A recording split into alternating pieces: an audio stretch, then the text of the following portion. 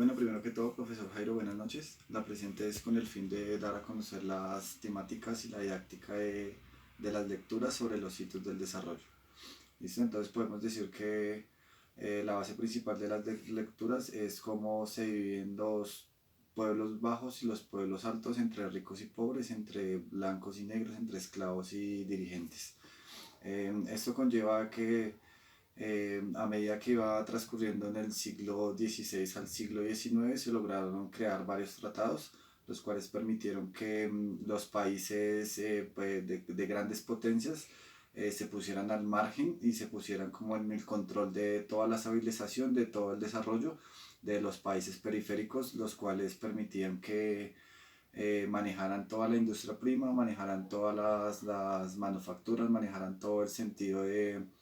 progresión y dejando excluido a los Países Bajos como solo insumos, como por decir así, como si fueran esclavos, que en esa época era, por decirlo así, legal. Entonces, entre más gente humilde, más gente pobre y todo hubiera, para ellos iba a ser mejor porque no iban a estar desarrollados. Esto se ve que cuando las potencias de Estados Unidos y Rusia se vieron inmersas en los tratados, se dieron cuenta que la Unión Europea ya estaba como por decirlo así, desgastada, en donde en cierta época con el presidente Truman llegaron temas como entre más producción hay mejor empleo, entre más producción hay mejor estabilidad, entre más producción se puede decir que es el bienestar de una nación, entre más peso monetario haya. ¿Listo? Entonces también podemos decir que han surgido varios hitos históricos a nivel mundial que han dejado en el tema de desarrollo eh, en una escala muy amplia a nivel latinoamericano. ¿Por qué? Porque en Latinoamérica hay mucho potencial, hay muchos recursos, hay mucha estabilidad económica, lo cual no quieren que las grandes potencias, digamos, surjan o lleguen a un primer mundo, porque como bien sabemos desde la época antigua, desde la parte inferior de los bárbaros, se clasificaban todos etimológicamente por las razas, por decirlo así, o por las cualidades, entre los ricos y los pobres, entre el norte y el sur, entre el blanco y el negro, entre, bueno, se le define como las famosas dicotomías de las regiones. Entonces podemos decir que también en los sitios se pueden entablar que surgió el imperialismo después de la Primera Guerra Mundial. Con la llegada del imperialismo surgieron las bases de las creencias de la iglesia y la parte católica, donde empezaron a surgir grandes ayudas que no fueron permitidas. ¿Por qué? Porque las empresas o los monopolios empezaron a surgir en esas épocas. Entonces, lo que permite que cuando hablamos de monopolio, hablamos del control de un sector, digamos, por decirlo así, monetario o productivo, en el cual solo ciertas personas se van a ver como beneficiadas y las otras pues siempre van a estar al margen o siempre van a estar por debajeadas, por decirlo así. Entonces me parece muy importante que mencionemos que el subdesarrollo y el desarrollo de los países latinoamericanos siempre va a estar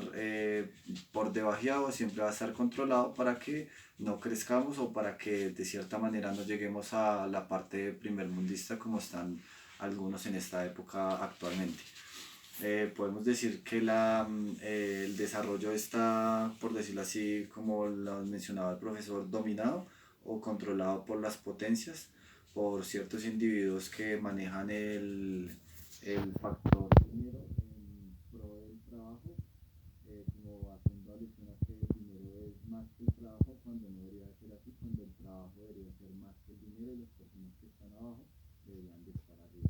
ya que son las que prácticamente ponen a una nación con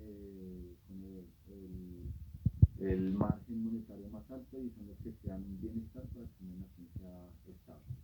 Entonces podemos apreciar en esas lecturas que no solo existió la parte de la revolución industrial, sino que también se vio la parte del imperialismo, bueno, eh,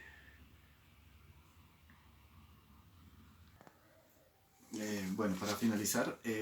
dos cosas que me llamaron mucho la atención es el tema del discurso del presidente Truman en la época, creo que fue en 1996, 1994, no estoy seguro, pero donde entablaba que eh, la parte, digamos, de los trabajadores tenía que ser como más apoyada, tenía que ser como más institucionalizada para que ayudáramos a los países latinoamericanos en el progreso y en la entrada de los nuevos mercados para así comercializar y tener mejores recursos o tener un mejor estilo de vida. Otra parte de la que me gustó, parte de la lectura, fue en donde hablaban esa se llama la parte de violencia y religión, en donde entablaban que los pueblos y el capitalismo siempre iban a controlarlos y siempre iban a buscar la parte de la religión o la parte de la violencia, unos para someter y unos para controlar, que es lo que vemos actualmente en la religión y en la parte de, digamos, de los estados, por decirlo así, el gobierno, donde manipulan el ente constitucional político y el ente constitucional que nos rige como la policía o el ejército. Y buscan a las iglesias para qué, para someterlos a una religión, para someterlos a unas, digamos, ideologías donde lo que van a hacer es siempre contribuir al bien común y no al bien de todas las personas. Entonces también podemos hacer referencia entre las dos lecturas que nos dejaron del Papa Francisco segundo, donde evidenciaba que siempre es mejor la ayuda confiando en Dios, siempre es mejor la ayuda ayudándonos a los otros, la ayuda del hombre a hombre, siempre con la sensatez de ayudar a los más necesitados, donde la iglesia se metió en un tema muy importante, donde, digamos, no habían las ayudas necesarias para los pobres, no habían las ayudas necesarias para los discapacitados, para la gente enferma, para la gente llegada a la guerra. Es ahí donde entra la Iglesia Católica, donde llega este señor a promover o a inculcar la palabra de Dios, donde llega a inculcar la temática de la compasión, del ayudar, todos somos iguales, del todo deberíamos de hacerlo por un bien común y no por un bien propio, un bien común, perdón, y no por un bien propio, que es como lo que hacen las grandes potencias en la actualidad. Entonces podemos decir que la idea del desarrollo viene arraigada a que el trabajo está más desprestigiado que el valor monetario, en cuanto a que no debería de ser así, sino pienso que como tema de reflexión, siempre en ayudar a los demás, siempre en pro de construir algo mejor, en pro de mejorar la calidad de vida no solo de unos cuantos, sino en general de toda la población,